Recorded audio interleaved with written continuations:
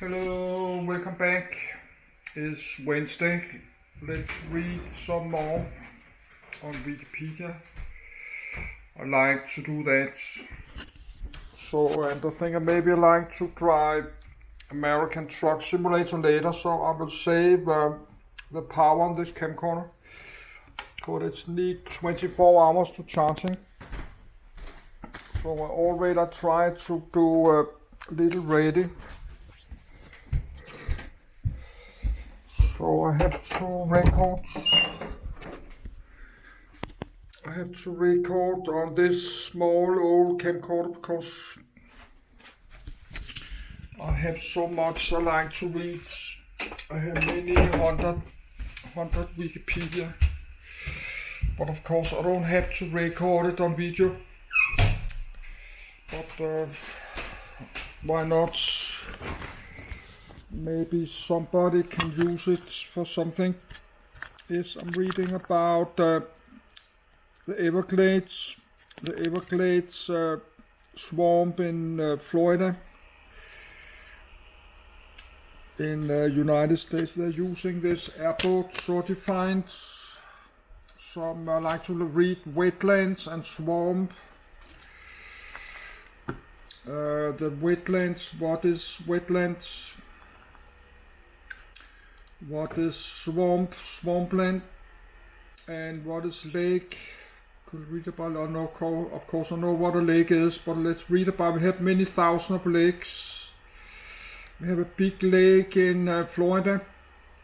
Could read it, but that's maybe not today because that's many pages. The other one.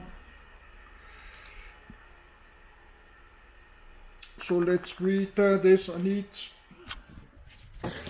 a minute to go to my bed.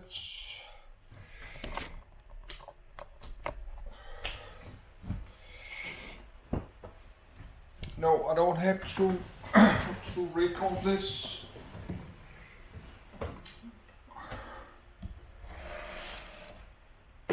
I could just lay in my bed and reading. But I did not do that. I maybe do later, but of course I don't have the money. I don't have the money for all this many external hard drives. I don't have $130 every month to buy 5,000 gigabytes external hard drive. Yes, I like to take this light off. And I think I forgot to put the speaker up. Yes, I did need 48.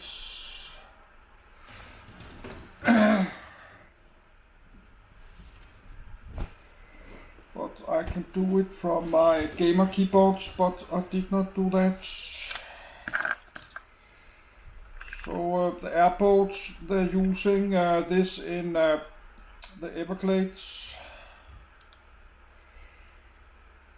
and in swampland.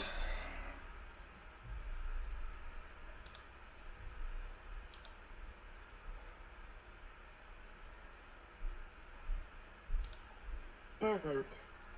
An airboating is a popular ecotourism attraction in the Florida Everglades. An airboat, also known as a planner boat, swamp boat, boat, or fan boat, is a flat-bottomed watercraft propelled by an aircraft-type propeller and powered by either an aircraft or automotive engine. They are commonly used for fishing, bow fishing, hunting, and ecotourism. Airboats are a common means of transportation in marshy and forward/or shallow areas where a standard inboard or outboard engine with a submerged propeller would be impractical, most notably in the Florida Everglades, but also in the Kissimmee and St. Johns rivers and the Mekong River and Delta, as well as the Louisiana Basin and Mesopotamian marshes. Overview. The characteristic flat-bottomed design of the airboat, in conjunction with the fact that there are no operating parts below fuselage, allows for easy navigation through shallow swamps and marshes, in canals, rivers, and lakes, and on ice and frozen lakes. This design also makes it ideal for flood and ice rescue operations. 1. 2. The airboat is pushed forward by the propeller, which produces a rearward column of air behind it. The resulting prop wash averages 150 miles per hour, 241 kilometers per hour. Steering is accomplished by diverting that column of air left or right as it passes across the rudders, which the pilot controls via a stick located on the operator's left side. Overall steering and control is a function of water current, wind, water depth, and propeller thrust. Airboats are very fast compared to comparably sized motorboats. Commercial airboats generally sail at speeds of around 35 miles per hour, 30 km, 55 kilometers per hour, and modified airboats can go as fast as 135 miles per hour, 115 km, 215 kilometers per hour. 3. Stopping and reversing direction are dependent upon high operator skill, since airboats, like most boats, do not have brakes. 3. They are incapable of traveling in reverse, unless equipped with a reversible propeller. Some designs use a clamshell reversing device, intended for braking or backing up very short distances, but her systems are not commonly used. The operator and passengers are typically seated in elevated seats that allow visibility over swamp vegetation. High visibility lets the operator and passengers see floating objects, stumps and other submerged obstacles, and animals in the boat's path. 1. 4. In the United States, a typical good quality airboat in 2004 would have cost between $33,000 and $70,000. 6. In a developing country like Iraq, however, an airboat could be purchased for as little as 2.5 million Iraqi dinars, or $2,147.7. In spite of their high cost, airboats are very widely used by civilians and tour operators. There are 12,164 airboats, 1,025 of them commercial, in Florida alone as of December 2017. 3. Airboats are widely used in other Gulf Coast states, especially Louisiana, but they can be found in rivers, marshes, and icy areas around the world, from Nebraska, 8, to Siberia. Soviet airboats and aerosleds. Airboats and airboat-like craft have been used in the Soviet Union and its successor states since the Second World War and possibly earlier. Some true airboats vessels that operated entirely in the water were used by the Soviet military in World War II.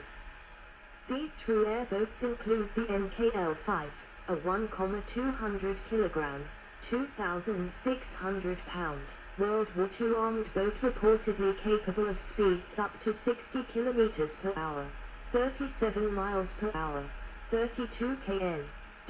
9. However, most Soviet airboats are aerosleds, referred to as aerosanis in Russian. An aerosled is an aircraft propeller-driven amphibious vehicle best described as a hybrid of a sled, airboat, and ground effect vehicle. Thousands of aerosleds were used as cargo and passenger vehicles in Siberia, where they excelled because they could cope equally well with the icy Siberian winter and the muddy, marshy conditions of Rasputin, similar to the American mud season, when raw or thawing snow makes travel by road impossible. Aerosleds are still in use today. 10. The Tupolev 3. Aerosled is a quintessential example of this type of vehicle. It can reach speeds of up to 120 km per hour, 75 miles per hour, on snow and 65 km per hour, 40 miles per hour, on water. 11. History. The first airboat was invented in 1905 in Nova Scotia, Canada by Alexander Graham Bell. 12. 13. The earliest airboats to see any kind of use date to 1915, when airboats were used by the British Army in the World War I Mesopotamian campaign. 14. However, airboats were not widely used by civilians until the 1930s. 12. First prototypes. Dr. Alexander Graham Bell with High's aircraft engine test boat /airboat. The Ugly Duckling. The earliest ancestors of the airboat were waterborne vehicles for testing aircraft engines. The first airboat was the Ugly Duckling, an aircraft propeller testing vehicle built in 1905 in Nova Scotia, Canada by a team led by Dr. Alexander Graham Bell. Ugly Duckling was a catamaran-type boat propelled by an aerial propeller hooked up to a water-cooled aircraft engine weighing 2,500 pounds, 1,100 kilograms. The makeshift raft-like vessel was unable to obtain a speed faster than 4 miles per hour, 3.5 knots, though the rapid rotation of the propeller led Dr. Bell to believe that the vessel could have had a theoretical top speed of 30 or 40 miles an hour, comparable to some modern airboats, if drag was completely eliminated. 15. Brazilian aviation pioneer Alberto Santos Dumont built a similar catamaran vessel for testing an aircraft engine in 1907, which he termed a hydrofoil. 16. The Tellier brothers, French aviation pioneers, made major steps towards modern airboats with their 1907 speedboat La Rapier II. Rapier II. La Rapier II was an 8-meter, 26 feet, long mahogany speedboat powered by a partially above-water aircraft propeller hooked up to a 20 HP 4-cylinder Panhard-Levasseur engine. The boat was steered by a conventional rudder in the water, which was hooked up to a ship's wheel. 17. La Rapier II could achieve speeds of up to 26 kilometers per hour, 16 miles per hour, 14 km, with 2 people on board, and 25 kilometers per hour, 16 miles per hour, 13 km, with 3 to 4 people on board. 16. In France, Jacques Schneider, of Schneider Trophy fame, developed and experimented with his own multi-passenger brand of airboat circa 1913-1914. 18. Early airboats. Early British Army airboats in Mesopotamia in 1918. The first airboats to see any real use date to 1915.